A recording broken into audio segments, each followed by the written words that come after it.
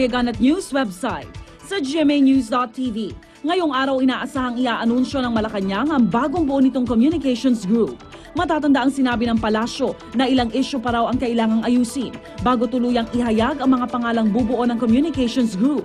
Sina dating DOTC Undersecretary Herminio Coloma at broadcaster na si Ricky Carandang ang ilan sa mga usap-usapang itinalaga sa naturang grupo. Sa Philippine Star, umento sa sahod sa 7 iba pang rehiyon sa bansa, posibleng maaprubahan na rin. Ayon sa Department of Labor and Employment, nasa advanced stages na ng konsultasyon ang mga dinidinig na petisyon sa wage board ng Central Visayas, Caraga, Calabarzon, Mimaropa, Western Visayas, Eastern Visayas at Soxargen. Mula 50 pesos hanggang sa halos 130 piso ang inaapelang dagdag sahod para sa mga manggagawa across the board.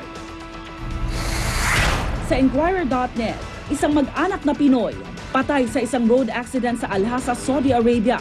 Kinumpirma yan ng Embahada ng Pilipinas sa Saudi. Kinilala ang mga biktima na ang mag-asawang Roberto at Elizabeth Demetrio at 2 nilang anak, kasamang isang kaibigan na Pinoy din. Patungo raw ng airport ang mag-anak na uuwi sana sa Pilipinas nang magkaroon ng malagim na karambola ng 6 na sasakyan kung saan kabilang sila. 10 iba pa ang nasawi sa naturang aksidente. At yan ang banner stories ngayong araw ng Lunes. Good morning. Smile lang dyan. Kaya mo yan, kahit ano sabihin mo pwede. Bagong linggo na naman mga kapuso sa mga misis dyan. Naglista na ba kayo ng mga dapat yung bilhin para sa inyong kusina? Aba, gawin na yung maaga at para maayos ang inyong budget.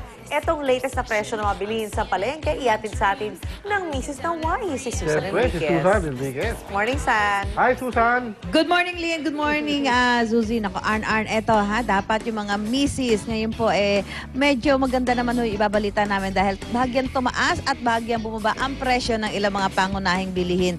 Gaya po dito sa San Andres Market. So pwede ho kayo magluto ng mga paborito ng inyong mga mahal sa buhay. Gaya po ng karne ng baboy, ito po ay bumaba ng 5 piso. Dati po ito 180, ngayon po ay 175. Ang baka pa, nananatili po ito sa halagang 260 pesos bawat kilo. Samantalang ang manok ay bumaba din ng 5 piso dahil po ito yung dating 130, ngayon ay 125. Ang isda naman, mula sa dating 100, medyo tumaas na 10 piso, 110 ngayon. Ang bangus bumaba po ng 10 piso, dati 130, 120 na lamang.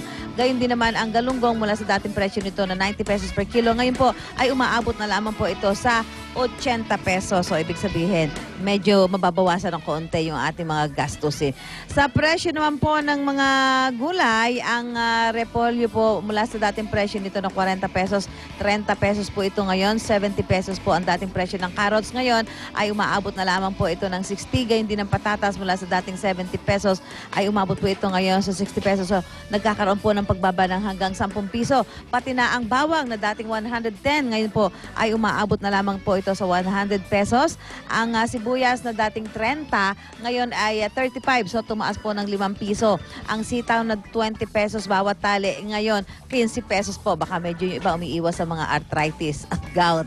Samantalang ang kalamansi, tumaas po ito ng 10 piso dahil dati po ay 30 pesos ito. Pero ngayon ay umaabot ng 40. 5 piso naman po ang itinaas sa bawat kilo ng kamatis mula sa dating 35 ay umaabot po ito ngayon sa 40 pesos. So yan po ang presyo ng ilang mga pangunahing bilihin. May mga nagtaas at may mga bahagyang bumaba. Mamaya, pagbabalik namin, ihahatid namin sa inyo ang presyo ng mga seafood dahil nga po may mga red tide alert sa ibang bahagi ng ating bansa. Back to studio muna tayo. Uy, mamalengke na tayo. Nagmura na lahat eh. Pero bawal sa'yo ang Sitaw. at bataw. Oo, At lahat may ng beans. Bawal. May gout na siya. Bawal. Gout talaga. Masarap patatas, ano? Patatas, oo. At ito, muli, at siya extender yun. Minsan pag may mechado ka, pag ginamaya mo Madami, patatas, no? lasang mechado na rin. Ayan, gising na po, Lunes na po, may pasok. Simulan po natin maayos ang ating linggo, mga kapuso, para hindi tayo mahassle, agahan ng alis ng bahay, para wag na po tayong traffic. O syempre, alam natin na kasalukuyang lagkay ng karsada. Ihatid din Laban Nobel. Hi, Lab. Good morning.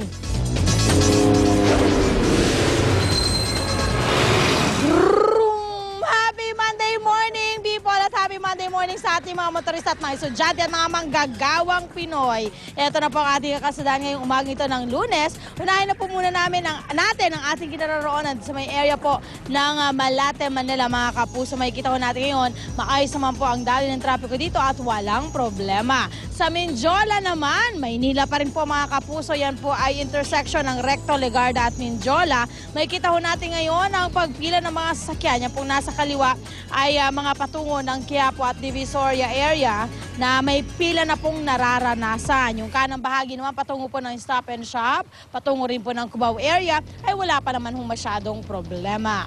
Sa may EDSA Kamuning flyover naman sa Quezon City, makikita ho natin yan ang kaliwang bahaging lane. Yan ho ay patungo ng monumento na walang problema mga kapuso, tuloy-tuloy pa rin. Pero ang kanang bahaging lane, ayan na, maagang-maaga pa. Mukhang pinagpapawisan na sa tensyon ng ating mga motorista. Dahil hanggang makarating ho kayo ng Cubao, medyo talagang mahihirapan kayo makalusot patungo po ng South End Makati. At yung kaliwang bahaging lane na, sa may area po ng palengke dyan, nagkakaroon din po ng konting abala yung ating mga motorista. Nako, ingat-ingat. Okay. Kabarwan po ng Rosario sa may Manggahan sa Pasig. Nyay! Nagkakaroon na rin po ng pagbigat sa mga oras na ito. Ang daloy ng trapiko sa kaliwang bahaging lane, yan ho'y patungo ng Ortigas Avenue. Pero yung kanang bahagi naman patungo ng Cainta at Antipolo, bonggang-bongga pa rin po mga kapuso at maaliwalas pa rin po ang landas sa tatahakin ng ating mga motorista. Sa Nichols naman po sa South Luzon Expressway. Ayan, express na rin po ang pagbiyahe ng ating mga motorist dyan mga kapuso. Dahil ang magkabilang lane ay talaga namang maayos na maayos pa at walang kaproblema. Ngayong Lunes, kahit meron mo tayong nararamdamang pagbagyo, ay medyo may coding pa rin tayo mga kapuso. Mga plaka nagtatapos sa numbers 1 and 2. At yan po muna ang ating update sa ating mga kasada sa Metro Manila. Ako pa rin isang Reyna na kasada. Love and you wear. Smile mo dyan in everything. And sayawan natin ng morning. Back to studio. Energy naman nun. Sobra! Over. Hi, love. At ito, time to fly high mga kapuso. Ito na ang thrilling ride na promise namin sa inyo. Today, susubukan lumipad ng ating mga kabarkadang sina Monica at Jai sakay ng mga ultralight aircraft. Mula yan sa Woodland Air Park sa Pampanga. Kaya heto ang ating Flying High Morning. Wow! Ready na ba kayo, Monica and Jai? Yay! Have fun, guys! Sarap din, no? Yes, good morning guys! Good morning mga kapuso. Nandito nga tayo mismo sa Santa Maria, Magalang, Pampanga, Woodland Air Park para silipin ang Angeles City Flying Club. Isa po itong flying school kung saan maaari kayo magpalipad yung mga tinatawag nila na ultralight aircraft. That's right mga kapuso. Actually, hindi lang ito paliparan dahil paradahan din ito ng mga ultralight aircrafts. Kaya naman napakarami yung makikita dito ng mga ultralight aircrafts. Tulad na lang nitong nasa tabi ko, ito yung tinatawag nila na S-12 na ito yung may harang. Samantalang yung nasa bandang harapan naman, ito yung tinatawag nila na Quicksilver na kabaliktaran ng S-12 dahil ito po yung walang harang. Kaya naman, feel mo ang hangin kapag ikaw ay lumipad doon sa air. At bukod nga dito sa mga ultralight aircrafts, meron din sila mga tinatawag na RC-controlled na mga aircrafts. Yan tulad na nakikita nyo sa aking likuran na pinapatakbo nila Sir Bob, ang head ng mga RC-controlled aircrafts dito.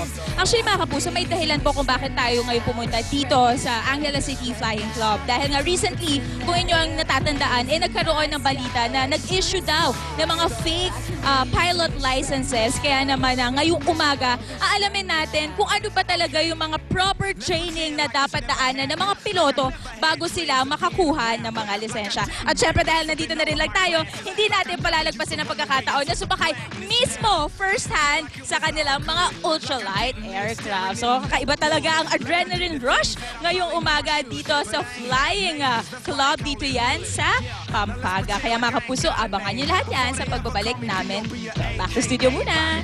I'm talking back before the mixtapes, before the videos and the deals and the fame. Saya ni Monica, lilipad siya. Sarap dun, no? Langit. Sana doon naman tayo, no? Dito naman siya. Aba, hindi mo. Ayaw mo na sa amin? Gusto mo pupunta Hindi, doon? gusto ko sumakay ng aeroplano. Ng ultralight, no? Ganda Oo, nun. never been. Good luck, Monica. Have fun. At ito, isang saglit na lang, isang bigating atleta ang ating mga kasama. Ang pride ng mga Pinoy at pride din ng mga kababaihan, ang Oh. bagong WBO Female Super Bantamweight Champion na si Anna the Hurricane Hulaton. Pag-uusapan natin hindi lang mga winning moves na nagpanalo sa kanya sa kanyang huling laban. Mare, pag challenge ka niya, paano na? Ako, pag nalaman sa Out! Atras ako! At kikilalanin din natin si Ana Hulaton sa labas ng boxing ring.